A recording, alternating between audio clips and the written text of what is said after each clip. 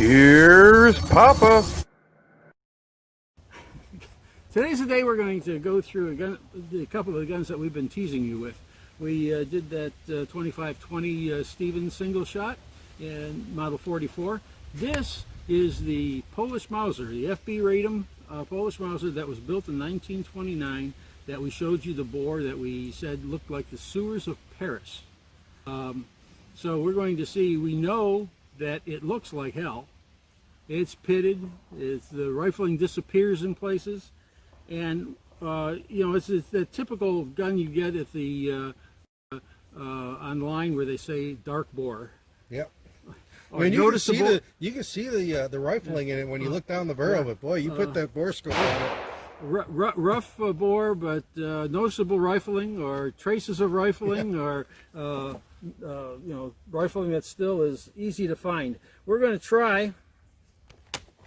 I got ammunition loaded to two lengths. One is loaded way out in case there's a lot of throat erosion, which I expect with the amount of corrosion in this bore, or pitting in this bore. They will probably go in. If the first one doesn't go in, we'll switch to one that's loaded to normal length. These are 150 grain Hornady Spire points. They are loaded with 44.5 grains of Hodgdon 4895. So a moderate load. And these bullets that are seated way out do still go in the magazine and feed. And yes, it closed. So yes, we do have excessive throat erosion. So let's find out what happens.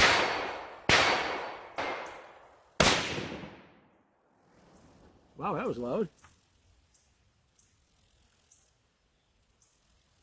Well, it hit paper down there and see if it oh, look at that. We got some primer back out, which means we got a little headspace problem. Yeah.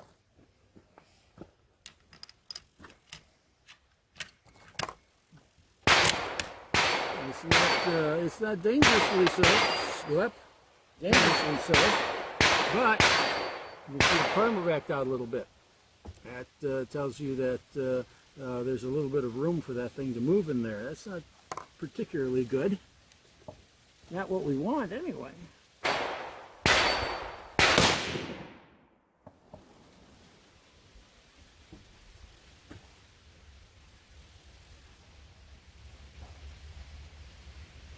Well, I'm actually afraid to say anything about that. We'll show you when we get there. One more, so we have a group that we can judge by.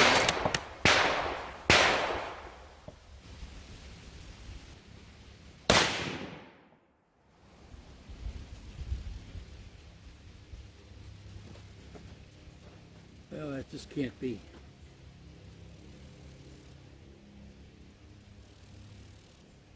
Oh, there's a whole way out. Never Lane. That's better. Well, let's see if we can find 3 holes anywhere in that paper. First one. And then it looked like maybe I put the second one in the same hole, which is the reason I said I'm not even going to talk about that one until I get down there. This would have been the last one. So those are about 6 inches apart. And I have no idea where the third one is, because there's the 3 there, and these are all the 25s. So I don't even know where the third one went offhand. Right here, maybe? Maybe. You kind of have a, yeah, it's just one hole. Yeah, it's not flat against the board, so I don't think it doesn't show it was tumbling. Nope. I mean, it doesn't look like it was tumbling. It just looks like. Yeah. Unlike some of the guys who got those Royal Tiger imports from Ethiopia that are keyholing at 25 yards. This one's actually, you know, they're stabilizing. Well, it's, you know, considering the condition of the bore, when we put that Borescope in there, I'm surprised. It's within, you know, 1 minute of America. 1 minute of America? A minute of Missouri, maybe. All right. What you'll notice is this is a small ring Mauser. How do you tell? There's no step here. between the receiver and the side of the receiver and the receiver ring. On a large ring Mauser, there'll be a step. So this ring is actually bigger than this one. And what this tells me is when the Poles, after World War I, where the country was reconstituted and they were given the Polish quarter, so they had an outlet to the sea, got the city of Danzig and the Danzig Arsenal. The Danzig Arsenal during World War I was building the German 98Ks with this stacking hook and this muzzle that went all, or this muzzle ring that went all the way to the end of the barrel. I've never really shot one of these that I found terribly accurate, but with this receiver was probably made on the original equipment when it first got to Radom, and they hadn't. They were using the original forgings that the Germans had. Mm-hmm. It wasn't marked or anything yet, but they were using everything that they took out of the German arsenal, the parts, the barrels, whatever they could, all the machinery and everything, and they set it up. And so this one turned out to be a small ring, just like the German 98K. So this is called the K98. Normally, if you're in the short rifle, it's got a different nomenclature. All right. So you see, this is the only Polish small ring Mauser that was made. Everything else after they ran out was large ring. So this is kind of a, I won't say rare, but it's an unusual variation. It's a small ring with the FB Radom and the year marked on the top of the receiver. The other ones you'll find that are small ring, that were Polish-made Mausers, were large ring Mausers that they buffed or turned all the markings off of and sold to Spain. Sold to Spain for import. So all those for export. Yeah, for export. All those. When you hear about a Polish Mauser that came out of Spain from the Spanish Civil War, they weren't actually sold to Spain. They were sold to, I think, Iran. Oh, and Iran sold them to Spain. They were sold to Russia. They were sold to China. They were sold to like 5 or 6 different countries. Okay, and they all went to Spain. They all went to Spain. Poland didn't want to antagonize Germany at that time. So in 1935, that was only 4 years before the start of the war anyway. So at that time they were trying to keep from overly antagonizing Germany, so they cleaned all of their markings off of them and shipped them all over the place, and they eventually ended up in Spain. So if you hear of a Polish Mauser that does not have the logo on it and is a small ring and still 8mm, you've got a Spanish Mauser that, you've got a Mauser that was sold to Spain. It was, what do they call it, scrubbed and then sold to Spain for the Spanish Civil War. So this one's a little, I don't know, as I said, I don't want to say rare, but it's a little unusual. But then Polish Mausers are a little unusual. Figure out of the, I think the estimates I've heard were 40 million Mausers were built at different places and times, and of that, the Poles built about 2 million. So out of every 20 Mausers you see, one should be Polish, but it won't be. Because they were on the losing end of modern war at least twice. Once when they lost to Germany, and then when Germany lost to the U.S. And it could be more than that, because Russia also attacked Poland. And it could have been lost to the Russians, and the Russians reissued it, and it was lost to the Germans, and then it was lost to the Americans. Yeah. So they could have a very sordid past. Sorted? A sordid past. A sordid past. They've been everywhere. Let's give They've this been a couple. everywhere, man. Wait a minute, I gotta put my ears. My ears on. Let's go ahead and put a few down range here and see what we got going. Dog you. That's not too bad a kick. It's not. Well, now you know. Which target you shooting at? Left hand, bottom. Left hand bottom. All right, let's see if we can find it here. I'm shooting at the bottom target. I'm hitting the upper target. Yes, but you go ahead and put 3 in the same with the same aiming point, and let's see if you get any kind of a group. No, I guess you're not going to get any kind of a group. I don't know where that one is.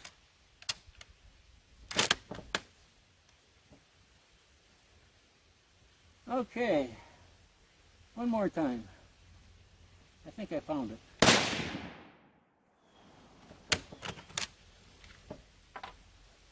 Okay, what you have, as far as I can see, at this point, is that last one went in the 9 ring in the lower target at 7 o'clock.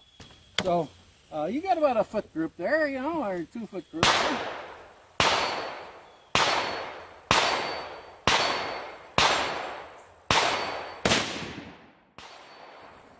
All right, that one is in the just outside the scoring rings at 7 o'clock on the lower target.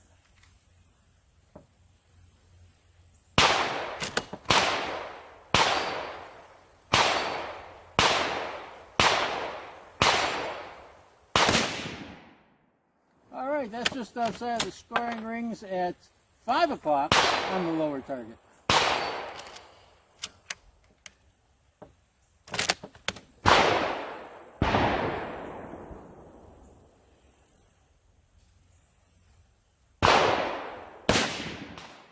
Okay, that one's about an inch away from the last one. So there's a possibility, well, we'll see what the rest of them do. There's a possibility that what you've done is you've ironed some of all that crud that's out there, because that gun hasn't been shot in 70 years. Mm-hmm. So we may see an improvement, or it may just continue to shoot any place it feels like.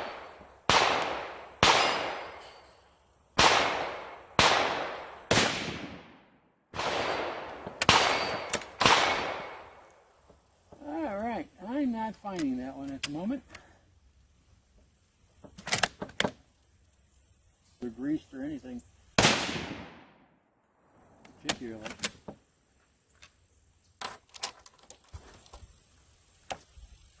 Okay, so what we've proved here is that your Borescope wasn't kidding.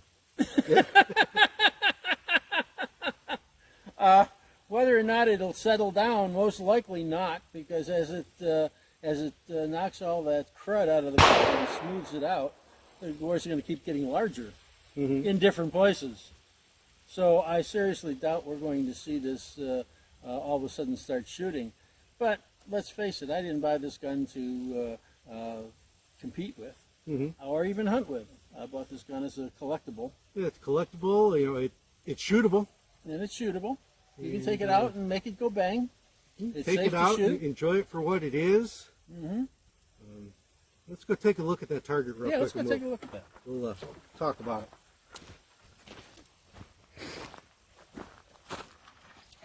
Okay. That was your first shot. Your second shot that I couldn't find, I think may have been this one. Okay. Because we plugged all the holes and this wasn't here. So I'm thinking that's your second shot. Then your third one was here. Your fourth, and I'm sorry, that's not right. I think this was first, second, third, and fourth, I think. And then you got that one, the fifth, sixth, seventh. Seventh or eighth. We got another one here. Okay, there's the one I'm missing. That's and we got one here, yep. I think. So that's all over the paper, but let's face it, we had 2, 4, 5 shots that I wouldn't, or 6 shots that I wouldn't want to stand in here. Yeah. Maybe shooting at me. You know, what was the gun made for? So there's some proof. There's some proof of what that Borescope was telling us. Yes. That Borescope was telling us that probably needed to be rebarreled, and if we really wanted that gun to shoot, rather than be a historical collectible, we probably should rebarrel it. All right, we are back from the range, so we take a quick look down the muzzle of this poor rifle. This is this 1929 Polish Mauser. I still don't know why it was shooting as well as it was. I'm not seeing much in the way of lands and grooves. There's a little rifle in there. Yeah, up in the right-hand corner there is some rifling, but jeez. It's smoother than it was, I think. Cleaner. I think what we did is we blew a lot of the tops off of a lot of the pits, the rust bubbles or whatever you call them. There's some rifling. A little bit in there. A hint here and there. I have a feeling that the more you shoot this, the more you'll shoot it out. That the barrel just will quit stabilizing bullets as you just blow the rifling out of it.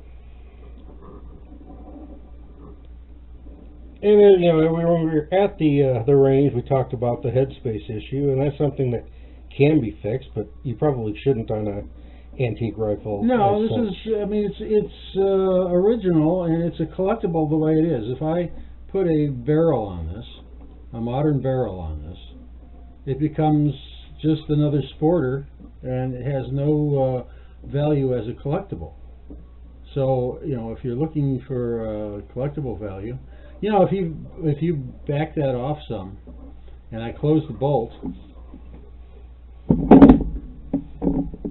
you get it just barely into. That's kind of cool. See how the bolt closes? You get it just barely into. You can see a primer's eye view of the firing pin, but don't get too close because the firing pin will put that. Will go and hit that lens, and you don't want to do that. You ready? Yep.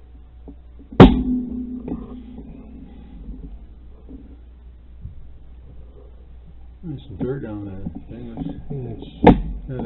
As you open it, it retracts the firing pin. Close it. There's still something sitting on that bolt.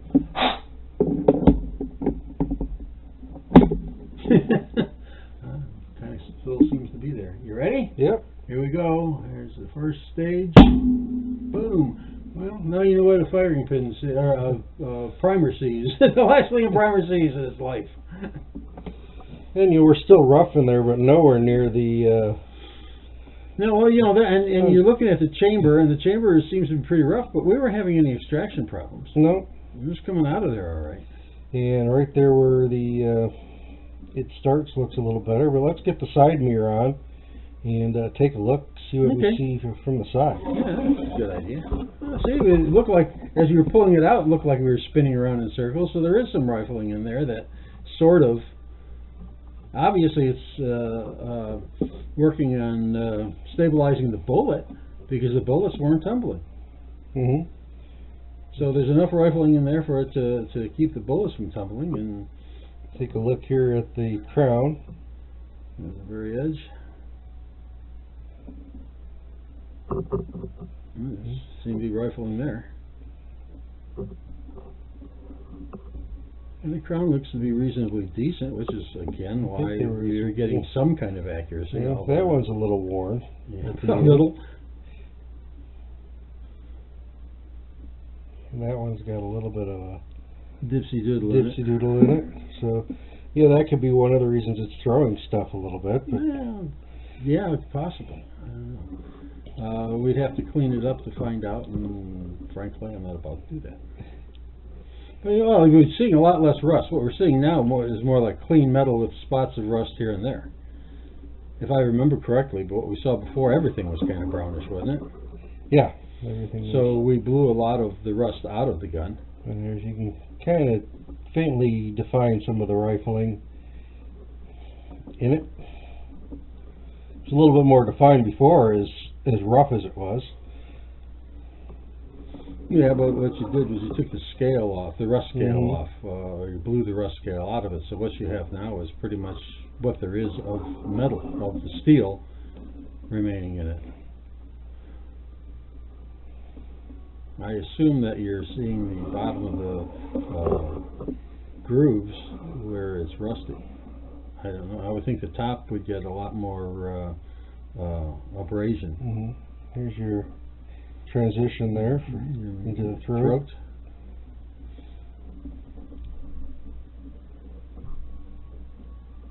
So that looks a little cleaner than before. But you can see all the throat. Yeah, actually, shooting this thing actually did the rifle some good. I hate to say that.